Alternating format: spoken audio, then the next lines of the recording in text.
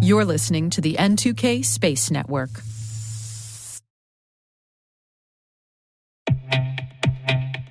Our friends at the Beyond Earth Institute are hosting their annual symposium in Washington, D.C. on November 1st and 2nd. The theme this year is LEO to Lunar to Living Beyond Earth. You can join senior leaders from across industry, government, and the international community to examine the policy challenges impacting the rapidly evolving space ecosystem. Leaders like Michelle Hanlon, Lieutenant General John Shaw, Frank White, and more. Register for the event at beyondearthsymposium.org or space.n2k.com/beyondearth. We hope to see you there.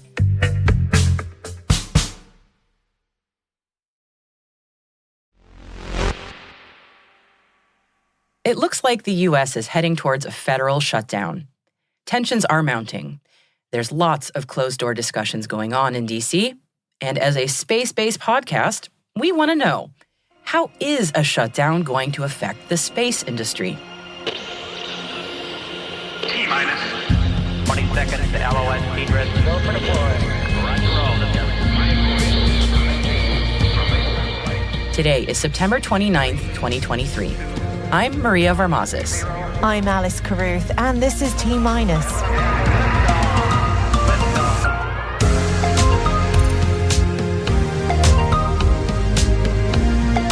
The aerospace industry implores the U.S. government to avoid a shutdown. Axiom, AWS, JAMS, Southwest Research Institute, and Spider Oak partner on in-space data processing capabilities. And our guest speaking to Maria today is former NASA astronaut Jan Davis, so stay with us for that chat.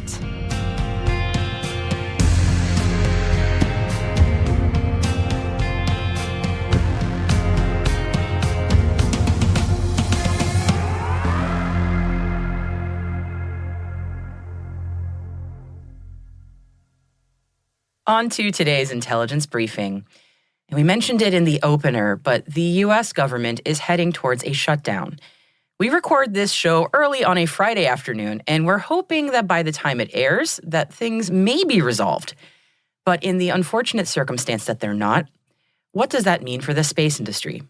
So I put that question to the CEO of AIAA, Dan Dumbacher. The question that we're getting from a lot of people that I know I'm certainly curious about, Dan, is the pending possible government shutdown, if it happens. How will it affect the space industry? In multiple ways, not just the space industry, but aerospace in general. One, you've got the NASA federal workforce affected. You're going to have the Department of Defense affected. You're going to have people labeled essential workers that are going to be working without being paid, which may cause problems at home. That's a stress element that people don't really need.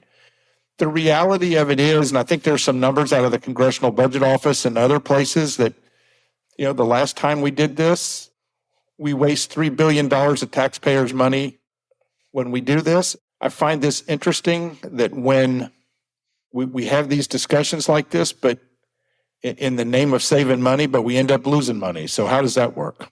Yep. I'm very curious also, there's the pending FAA learning period extension. The timelines are not ideal. A lot of people are wondering if that would be potentially affected by this shutdown. Any thoughts on that? I think if you're referring to the SPARC efforts and the regulatory on human spaceflight, the regulation discussions on human spaceflight, it may. I'm not really sure. I can tell you this. I'm on a couple of the working groups for SPARC 460. And nobody's talking about stopping the work because of a shutdown. Now, the FAA participants may not be able to engage. However, the rest of us are going to keep working. Just to sum up, for people who are wondering if everything is going to come to a grinding halt, the answer sounds like it's more complicated than that. Things don't come to a grinding halt. From my old NASA days, when this stuff happens, you spend a lot of time planning for it, which is wasted energy. Then you have to live through it, which is wasted energy. And then you have to get the ramp back up to where you were, which is not efficient either. If you're not labeled essential workers, things do go on stop. It's a matter of how the contracts are funded, all this kind of stuff. It gets very complicated. It makes the high technology missions that are already complex even harder to do. And it's just, in my view, unnecessary. Because what we're really doing is putting our national security, our aerospace defense, research and development at the very time the rest of the world is moving fast. And for some reason, we do this and we end up slowing ourselves down. I don't get it. And T-Minus will be joining AIAA at the Ascend conference in Las Vegas from October the 23rd to 25th. Let us know if you want to chat with our team while we're in town. And if you haven't heard of Ascend or want to know more about that event, check out the website ascend.events. The link is in our show notes. The U.S. has less than 2 days to agree on extending federal funding to avoid a shutdown. At the time of recording this, House Speaker Kevin McCarthy is having the chamber vote on a stopgap bill, and we at T-Minus hope that they figure out a solution soon. A number of organizations have been teaming up for the last year or so on an ongoing in-space data processing and cybersecurity demonstration involving an AWS snow cone edge computer installed on the International Space Station.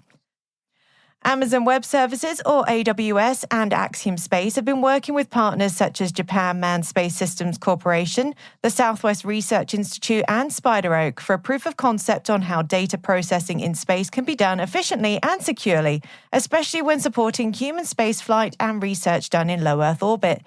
This is understandably something Axiom Space is especially interested in for their own planned commercial space station, Axiom Station. The demonstration done so far involves successfully transmitting large amounts of data from space to ground to aid in fast processing of data on Earth, remotely updating software or recovering lost data from space quickly, especially important in case of cyber attack, as well as sending and receiving secure operational traffic between ground and space stations. So far, so good, says Axiom Space, with the latest test completed just last month. These efforts are ongoing, so we're expecting to hear more about this with additional demonstrations continuing throughout the year and next. Astroscale are on a roll this week after securing funding from the U.S. Space Force, and now they say their ADRAS-J mission is ready, but is facing launch delays following Rocket Lab's failure earlier this month. ADRAS-J, which stands for Active Debris Removal by Astroscale Japan, was due to launch in early November. The mission was awarded to the company by the Japanese space agency JAXA in 2020. It will be the world's first attempt to safely approach and characterize an existing piece of large debris through rendezvous and proximity operations. We hope that Astroscale and Rocket Lab resolve their issues promptly. The European Space Agency has put out a call for contributions to its lunar science and exploration strategy. ESA is looking for proposals for small missions to the moon, and the call is broad in scope. The proposed missions can range from flyby satellites and orbiters to landers and rovers, as long as their focus is on exploration and scientific activities. The call sets the parameters that a total cost of the proposals cannot exceed €50 million, and that their development from kickoff to launch should take less than 4.5 years. More details can be found in our show notes. It's been a week on Earth since the start of the Lunar Day, and India's Chandrayaan-3 lunar mission probes have yet to wake up. The lunar surface is a harsh environment, and between the freezing temperatures and dust, the Pragyan rover and Vikram lander haven't been able to establish communications with the Indian Space Research Organization. It seems that ISRO's chief is not letting the latest saga deter from the mission's overall success. He told reporters earlier this week that it's okay if they're unable to reestablish comms with the probes, as, quote, the rover has done what it was expected to do. We will continue to check in on their progress.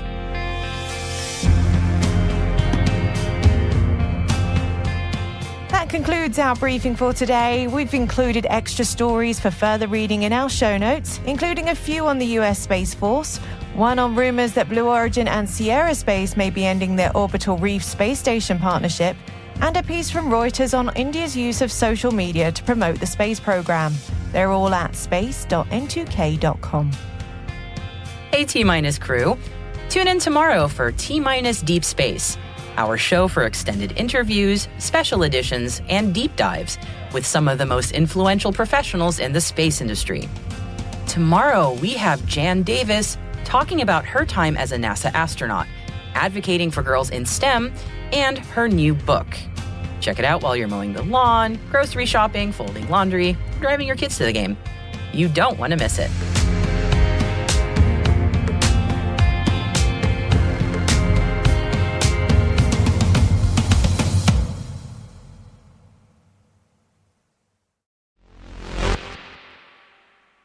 Our guest this week is former NASA astronaut Jan Davis, who flew on 3 space flights during the Space Shuttle program. Jan came on the show to speak with me not just about her past achievements and her STEM outreach program, but also about her latest project, which is a real labor of love. She has released a new memoir in which she draws connections between her father's combat missions in World War II and her own space flights. That book is called Airborne: 2 Generations in Flight. I started off by asking Jan to explain to me what led her to become an astronaut.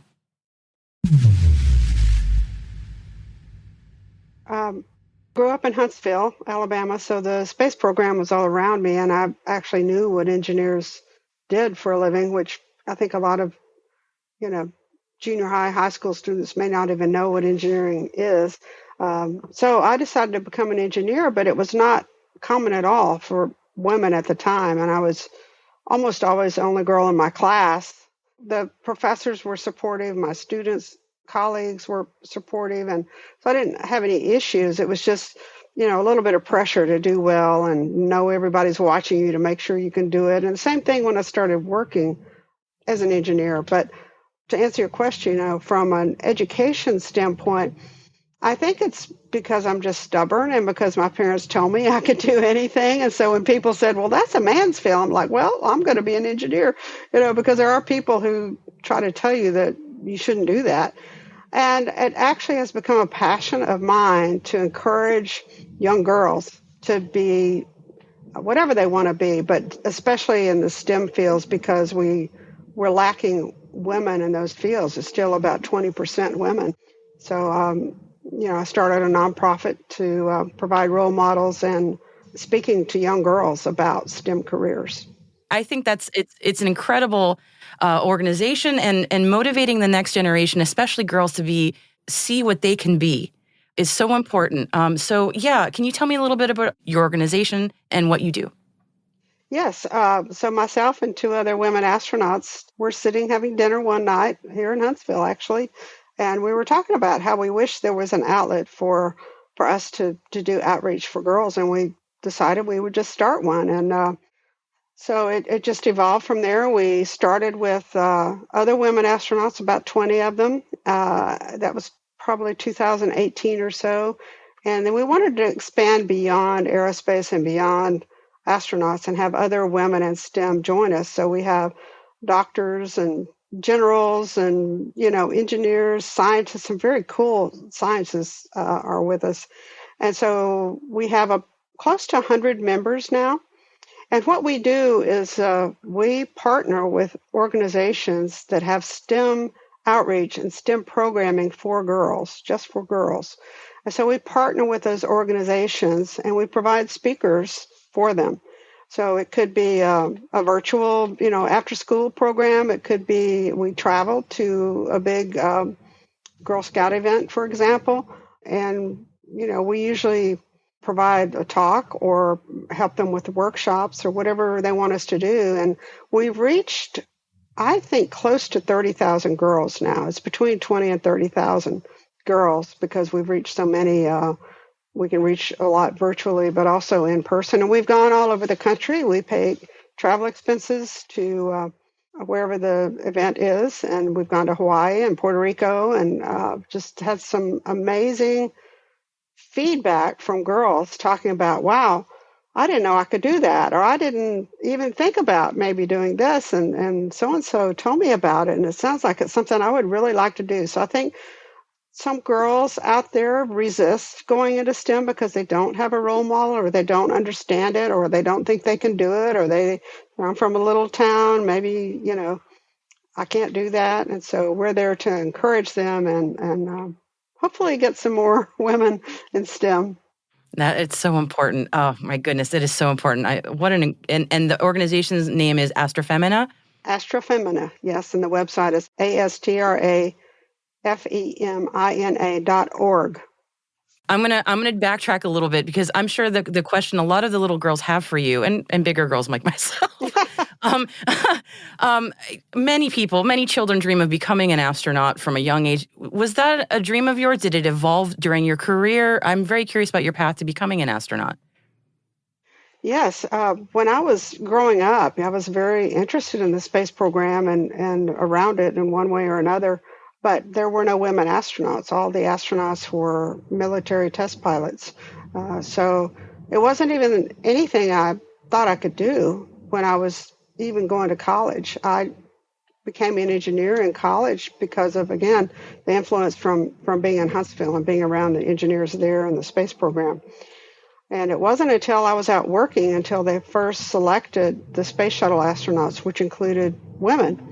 Because the space shuttle astronauts had two types of astronauts. They had the pilot astronauts who were still military test pilots, and the mission specialists who were engineers or doctors or scientists, and they could be civilians or military.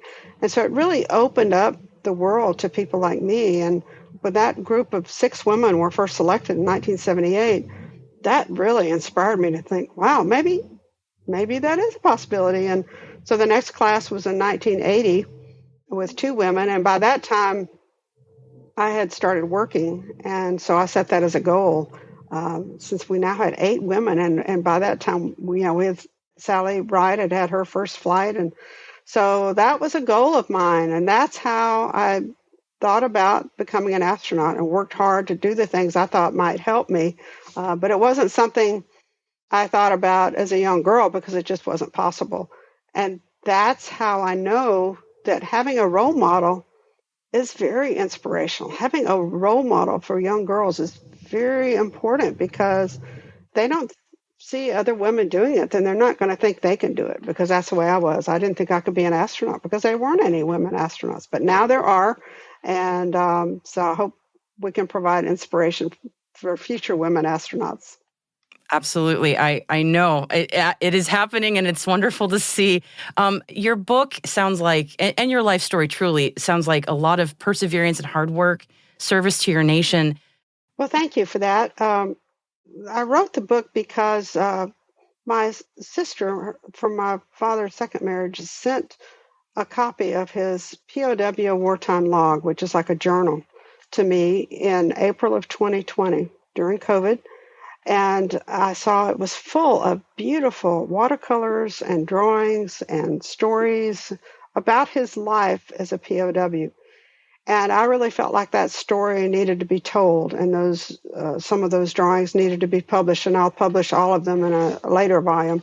But doing the research for that book was a phenomenal experience for me, since I didn't know him very well and he didn't talk about it. And so I really enjoyed the process of learning about his flying career, his POW career, not career, but POW time, and the hardships he had. And in fact, flying for the Air Force has a lot of similarities to my flying with NASA and the risk we took, both he in combat and me on the space shuttle. And so I tried in the book to sort of compare what each of us went through and how he was an inspiration and how, some of his training was similar to my training and tell both our stories. It was really his story kind of interleaved with my story, so it became our story. It really reflected both of our flying careers. And so it was exciting for me to put it together. I learned a lot. I enjoyed it. I learned a lot about him. I learned a lot about me.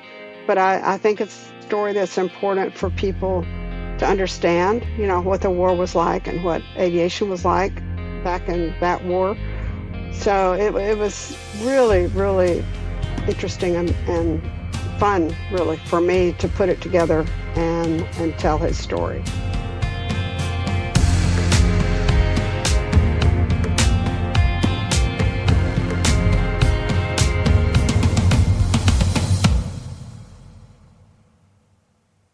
We'll be right back.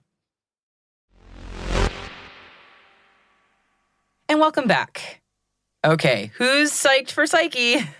Hot on the heels of the return of the OSIRIS-REx mission, NASA's Psyche mission will journey to a unique metal-rich asteroid orbiting the sun between Mars and Jupiter. What makes the asteroid Psyche unique is that it appears to be the exposed nickel-iron core of an early planet, one of the building blocks of our solar system. But we're going to have to wait a little longer for launch. Psyche was due to lift off on a SpaceX Falcon Heavy next week, but the launch date has been pushed back, and no, it's not because of the looming shutdown. NASA says the delay will allow the NASA team to complete verifications of the parameters used to control the Psyche spacecraft's nitrogen cold gas thrusters. According to the agency's website, the thrusters are used to point the vehicle in support of science, power, thermal, and other demands, such as spacecraft orientation and momentum management. The parameters were recently adjusted in response to an updated, warmer temperature predictions for these thrusters. Operating the thrusters within temperature limits is essential to ensure the long-term health of the units. Psyche's window of launch opportunity has been pushed off until October 12th through to the 25th.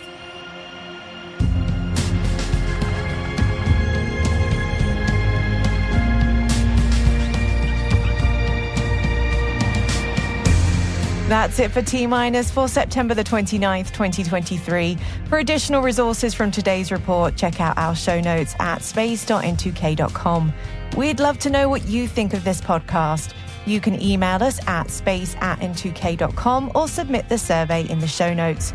Your feedback ensures we deliver the information that keeps you a step ahead in the rapidly changing space industry.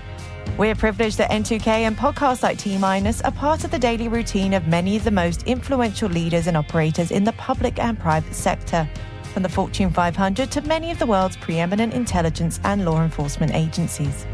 N2K's strategic workforce intelligence optimizes the value of your biggest investment, your people. We make you smarter about your team while making your team smarter. Learn more at n2k.com. This episode was produced by Alice Carruth.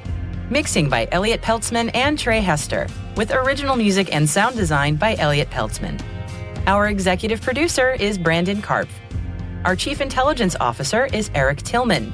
And I'm Maria Varmazis. Thanks for listening. We'll see you next week.